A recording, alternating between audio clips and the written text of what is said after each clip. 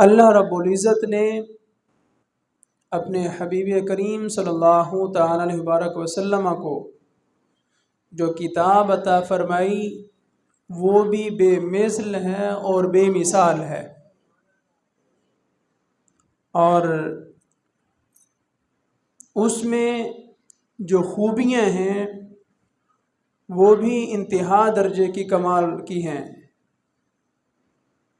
کہ حضور کی مثل تو ممکن ہی نہیں ہے، محال ہے، حضور جیسا کوئی ہو ہی نہیں سکتا۔ اور جس طرح اللہ رب العزت نے اپنے حبیب کو امت عطا فرمائی ہے تو وہ بھی غیر محدود عطا فرمائی ہے، اور زمانہ عطا فرمایا ہے تو وہ بھی غیر محدود عطا فرمایا، علاقہ عطا فرمایا وہ بھی غیر محدود عطا فرمایا، اور کمالات عطا فرمائے تو ان کی بھی کوئی حد نہیں ہے۔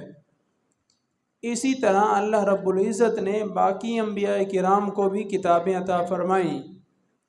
لیکن آخر میں جب اپنے حبیب کو کتاب عطا فرمائی تو وہ کتاب تمام کتابوں سے بڑھ کر ہے۔ جس طرح حضور تمام انبیاء سے افضل اور اعلیٰ ہیں، اللہ نے سابقہ انبیاء کو جتنی خوبیاں عطا فرمائیں فردن فردن، ان ساری خوبیوں کو جمع کر کے نبی کریم صلی اللہ تعالی علیہ وبارک وسلم کے دامن رحمت میں وہ ڈال دی، اور پھر اس کے علاوہ وہ کچھ بھی عطا فرمایا جو پہلے والوں کو نصیب نہ ہو سکا۔ اسی طرح آپ کو جو کتاب عطا فرمائی گئی ہے وہ بھی سابقہ کتب کی جامع ہے۔ جو کچھ تورات میں بیان کیا گیا، کچھ زبور میں بیان کیا گیا، کچھ انجیل میں بیان کیا گیا، اس سارے کو جمع کر کے بہترین انداز میں، آسان انداز میں، اور ایک ایسا قرآن مجید جو ہے وہ حضور کو عطا فرمایا، وہ کتاب عطا فرمائی، اور سابقہ کتب کے علاوہ بھی بہت کچھ قرآن مجید میں رکھا اور وہ حضور کا عطا فرما دیا۔ سابقہ کتابوں میں احکام موجود ہیں لیکن اتنی وضاحت نہیں ہے جتنی وضاحت کے ساتھ قرآن نے بیان فرمایا ہے۔ سابقہ کتب میں احکام تھے لیکن لوگوں کو سمجھنے کے لیے مشکل تھی، لیکن قرآن مجید میں احکام کو اس انداز سے بیان کیا گیا ہے کہ فرمایا کہ فَقْرَؤْا مَا تَيَسَّرَ مِنَ الْقُرْآنِ، تم سے جو ہے وہ جتنا ممکن ہو سکے، مناسب ہو سکے، تم قرآن پڑھا کرو،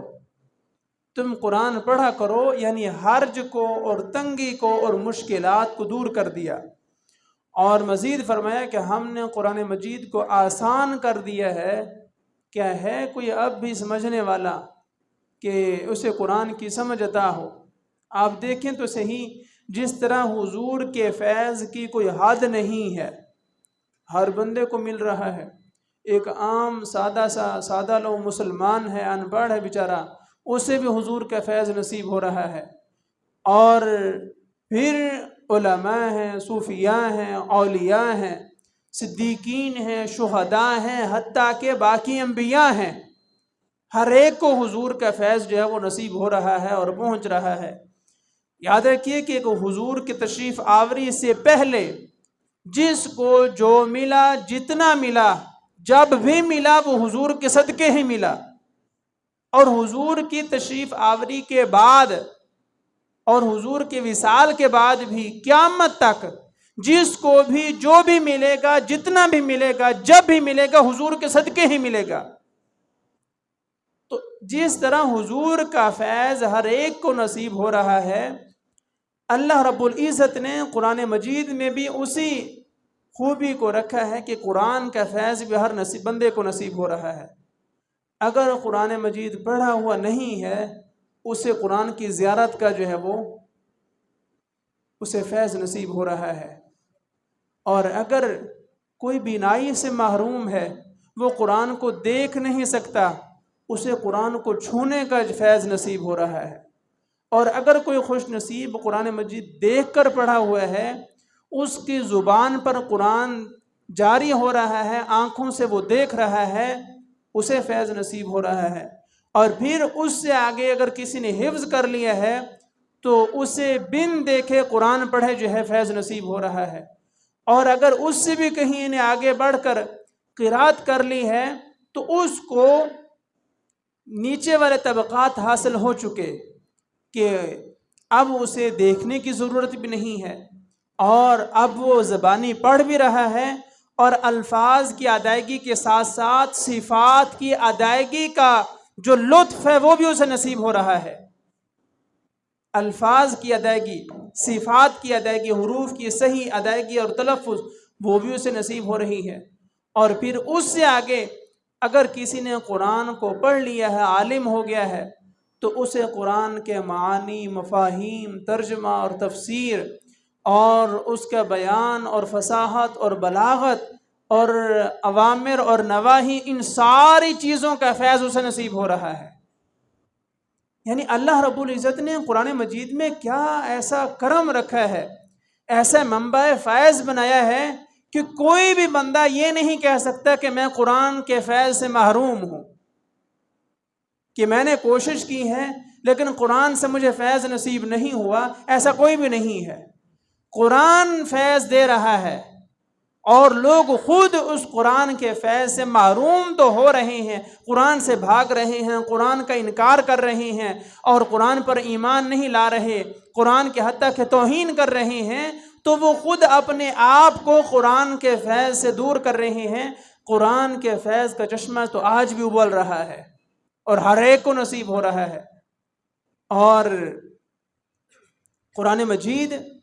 اپنے پڑھنے والوں کے لیے نبی کریم صلی اللہ علیہ وسلم کا فرمان علی شان کا مفہوم ہے، فرمایا قرآن مجید اپنے پڑھنے والوں کے لیے قیامت کے دن شفاعت کرے گا۔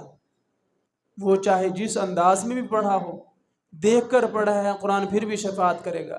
زبانی پڑھا ہے قرآن پھر بھی شفاعت کرے گا، ترجمے کے ساتھ پڑھا ہے قرآن پھر بھی شفاعت کرے گا، تفسیر کے ساتھ پڑھا ہے قرآن پھر بھی شفاعت کرے گا۔ قرآن اپنے پڑھنے والوں کے لیے قیامت کے دن شفاعت کرے گا، اور ساتھ پھر یہ تسلی اور تشفی اور یقین کامل کی دولت بتا کر دی کہ اس قرآن کی شفاعت قیامت کے دن قبول بھی کی جائے گی، قرآن کی شفاعت قبول بھی کی جائے گی۔ اللہ رب العزت قرآن کی شفاعت کو قبول کر کے قرآن پڑھنے والے کی مغفرت فرما دے گا، اور اس کے درجات کی بلندی جو ہے وہ اسے نصیب ہوگی۔ تو قرآن کے قریب ہوں، قرآن کے ساتھ جڑیں